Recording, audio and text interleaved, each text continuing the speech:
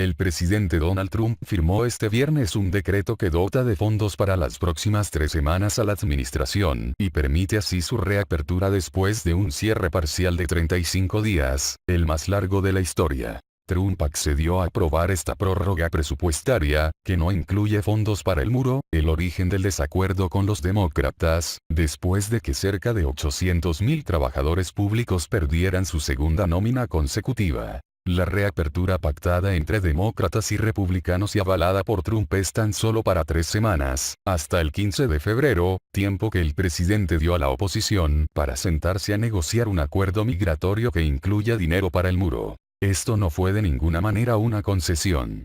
Fue hacerse cargo de millones de personas a las que el cierre de gobierno estaba perjudicando gravemente, dijo Trump en un tuit previo a la firma del decreto. El presidente también recordó que la reapertura avalada es breve, y que forzará un nuevo cierre o declarará una emergencia nacional para utilizar fondos para el muro sin la autorización del Congreso si no hay acuerdo con los demócratas en materia migratoria antes del 15. La presidenta de la Cámara Baja, la demócrata Nancy Pelosi, con la que Trump mantuvo el pulso durante estos 35 días, opinó tras el anuncio del acuerdo que es triste que se haya tardado tanto en llegar a una conclusión obvia.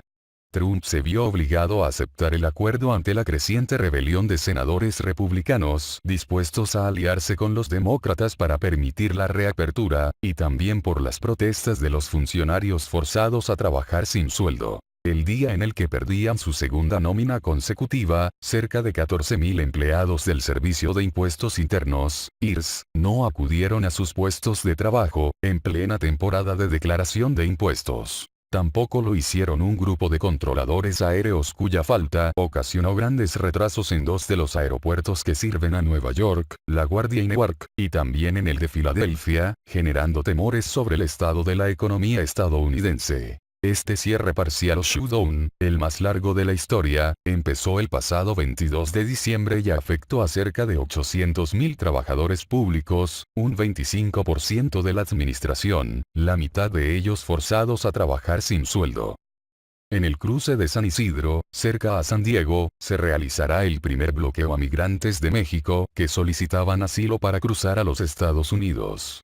Así lo anunció el presidente Donald Trump.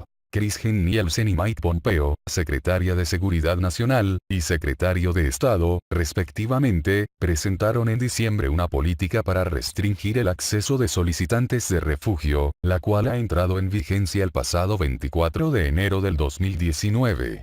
El bloque será expandido a otros cruces con mucho tráfico a pie en lugares como Texas, Nuevo México y Arizona, en las siguientes semanas, de acuerdo a un funcionario estadounidense. La idea del gobierno de Trump es desalentar a los migrantes centroamericanos de recorrer el camino desde sus países hasta la frontera de Estados Unidos con México. A su vez, esta política obliga a las autoridades mexicanas a reconsiderar las visas humanitarias que ceda a sus países vecinos, como lo es Guatemala, donde miles de personas intentan ingresar al país. Esta nueva política no solo será para aquellas personas que solicitan asilo e intenten ingresar a Estados Unidos por los cruces oficiales, sino también a las personas que ingresen de manera ilegal y posteriormente intenten pedir refugio. Lo cual es algo muy usual, pues antes podían esperar la resolución del proceso de asilo dentro del territorio norteamericano. La secretaria de Seguridad Nacional, Kirstjen Nielsen, aseguró en un comunicado: por demasiado tiempo, contrabandistas, traficantes y quienes no tienen derecho legal a estar en Estados Unidos se han aprovechado de nuestro sistema de inmigración. A su vez expresó que la nueva política es un enfoque metódico de sentido común. En el mismo comunicado señaló el peligro que significa la entrada de posibles criminales, no obstante en el hoja descriptiva del nuevo protocolo, conocido como Protocolos de Protección de Migrantes, refiere que la razón más importante detrás de este nuevo cambio es el indomable flujo de familias y niños desde los países centroamericanos. La secretaria aseguró que esta nueva política es vital de cara a las decisiones desatinadas de tribunales y leyes obsoletas que facilitan que los extranjeros sin estatus legal ingresen y se queden en Estados Unidos. A su vez, Nielsen indicó que la Ley de Inmigración y Nacionalidad, INA, de 1965 incluye provisiones que permiten aplicar de inmediato la política sin necesidad de la aceptación del Poder Legislativo. El cierre parcial del gobierno estadounidense más largo de la historia, finalizó este viernes luego de 35 días. La Casa Blanca anunció que Donald Trump cedió y firmó acuerdo que puso fin al shutdown. Mientras el número de empleados federales en dura situación financiera aumentaba, los aeropuertos enfrentaban retrasos e incluso los agentes del servicio secreto que protegen la Casa Blanca acumulaban otra quincena sin paga. Los estadounidenses se volvían cada vez más impacientes con su liderazgo. Pero lo que obtuvieron durante 5 semanas fue un pulso infantil entre Donald Trump y los opositores demócratas y una parálisis política. Finalmente el presidente de Estados Unidos, que había prometido que no cedería, en efecto cedió, aceptando reabrir el gobierno por 3 semanas sin que su exigencia de fondos para un muro en la frontera con México fuera incluida en el acuerdo. Trump se mostró orgulloso de anunciar el acuerdo para poner fin al cierre parcial del gobierno, que prevé una financiación de los servicios federales hasta el 15 de febrero. El texto fue ratificado con la firma del presidente en la noche de viernes tras su paso por el Congreso, donde había sido aprobado por unanimidad. Esperemos que el presidente haya aprendido la lección, declaró el jefe de la minoría demócrata en el Senado, Chuck Schumer. Es triste que se haya necesitado tanto tiempo para llegar a una conclusión evidente, dijo la presidenta demócrata de la Cámara de Representantes, Nancy Pelosi, que reforzó a través de esa crisis su reputación de estratega. La administración federal del país estaba parcialmente paralizada desde el 22 de diciembre, debido a una disputa entre el presidente y los demócratas sobre la financiación del muro que él quiere construir en la frontera con México. Trump se negaba a financiar el gobierno mientras los demócratas, que tienen mayoría en la Cámara de Representantes, no aceptaran otorgar fondos para el muro. Tras anunciar el acuerdo, el presidente amenazó con imponer un nuevo bloqueo presupuestario a partir del 15 de febrero si no se logra ningún acuerdo respecto al muro en las 3 próximas semanas. Y mencionó incluso la posibilidad de declarar el estado de emergencia, lo cual le permitiría disponer de poderes extraordinarios para tomar decisiones sin el aval del Congreso. Realmente no tenemos más remedio que construir una barrera de acero o una pared potente, dijo Trump, defendiendo una de las principales promesas de su campaña presidencial. El reconocimiento de Estados Unidos del líder opositor Juan Guaidó como presidente interino de Venezuela está siendo presentado por el gobierno de Donald Trump como la única forma de restaurar la democracia en la nación sudamericana. Pero Elizabeth Pineda, que compraba alimentos de primera necesidad en un mercado callejero cerca de un barrio pobre de Caracas el domingo, se prepara para que las cosas vayan a peor, no a mejor. Como secretaria retirada, Pineda sobrevive con una pensión mensual de apenas 18.000 bolívares, o alrededor de $6. Completa sus ingresos trabajando como astróloga y, aunque las estrellas le han dicho que los venezolanos están en el camino para deshacerse del presidente socialista Nicolás Maduro, no espera que su salida sea rápida ni tranquila. El gobierno, van a tratar de ahorcarnos más, con sus malas decisiones y sinvergüenzura, dijo Pineda mientras compartía un tazón de sopa de carne con 2 amigos, ninguno de los cuales podía pagar los $1.5 que costaba el plato por su cuenta. Los economistas están de acuerdo en que cuanto más dure el enfrentamiento entre Guaidó, que tiene el respaldo de Washington, y Maduro, más es probable que sufran los venezolanos de a pie. Maduro, que por el momento parece tener el respaldo de la cúpula del ejército, no cede y acusó a Estados Unidos de orquestar un golpe de estado animando a Guaidó a autoproclamarse presidente interino y encabezando después al coro de naciones que reconocieron de inmediato su poder. La arriesgada e inusual estrategia de reconocer a un gobierno alternativo que no tiene poder de facto equivale a bloquear el acceso de Maduro a los cruciales ingresos petroleros del país, lo que acarrea enormes implicaciones legales y financieras. Las directivas enviadas el viernes a la Reserva Federal de Estados Unidos complicarán mucho el acceso de Maduro a los activos y ganancias venezolanas en el extranjero, incluyendo los procedentes de Citgo, una filial del gigante petrolero estatal Visa con sede en Houston y que es la principal fuente de ingresos del quebrado ejecutivo.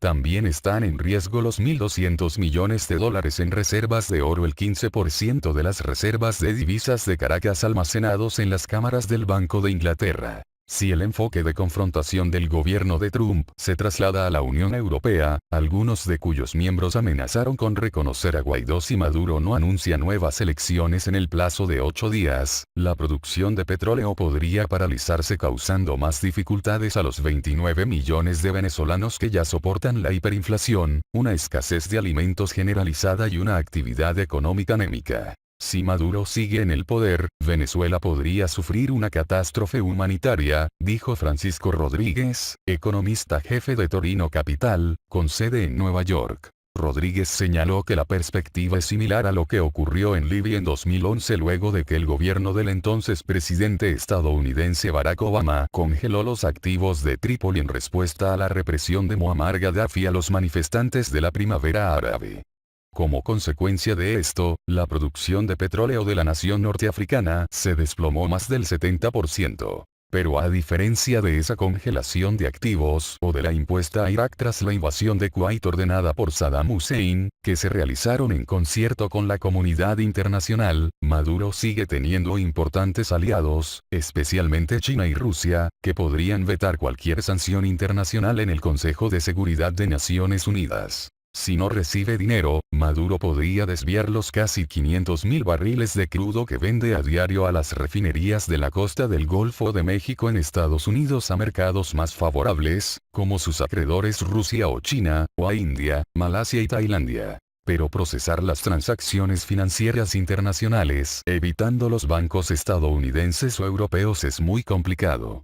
Los costos del transporte también aumentarían porque los puertos venezolanos no están bien equipados para cargar los mercantes que lleven el crudo a países tan lejanos, señaló Ruz Dayen, socio gerente de la correduría Caracas Capital. Esto supone que el país, que depende casi por completo de las exportaciones de petróleo para obtener efectivo, podría adquirir aún menos comida y otras importaciones, agravando una severa recesión que supera ya la que sufrió Estados Unidos durante la Gran Depresión. Además están los bonos emitidos por Venezuela y por la petrolera estatal DVSA por importe de $65.000 millones.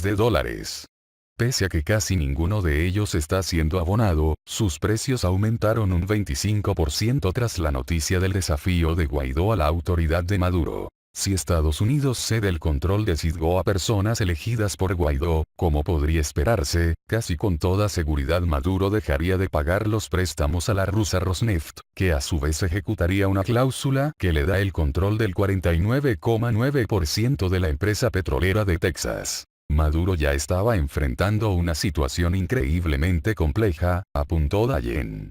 Pero la pérdida del dinero rápido de Citgo y del mercado estadounidense aplastará más aún la diezmada producción petrolera y los flujos de efectivo, lo que supone más hambruna y más gente huyendo del país. La producción de petróleo venezolana, el salvavidas de su economía, lleva años en problemas.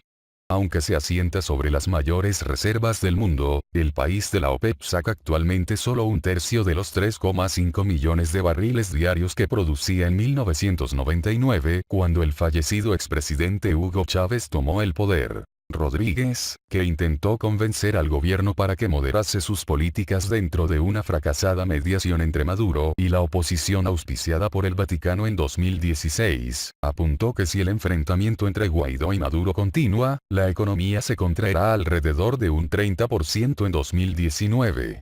Además prevé que la inflación pueda rozar los 23 millones%, desde los 1,6 millones de 2018. Si la oposición acaba imponiéndose, habrá numerosos beneficios derivados de una mejora de las perspectivas de inversión, aunque podrían no ser inmediatos. Según Orlando Choa, un economista asentado en Caracas, Washington tendría que jugar un papel clave organizando el apoyo de instituciones financieras internacionales, levantando sanciones y proporcionando un escudo de deuda para proteger a Venezuela de las demandas de los acreedores mientras se recupera. Estos conceptos financieros no tienen mucho sentido para Pineda, quien se mostró dispuesta a pasar más apuros si eso supone deshacerse de Maduro. Estamos dispuestos a tomar agüita con pan o una arepa, señaló. Ya salir de esto es un premio.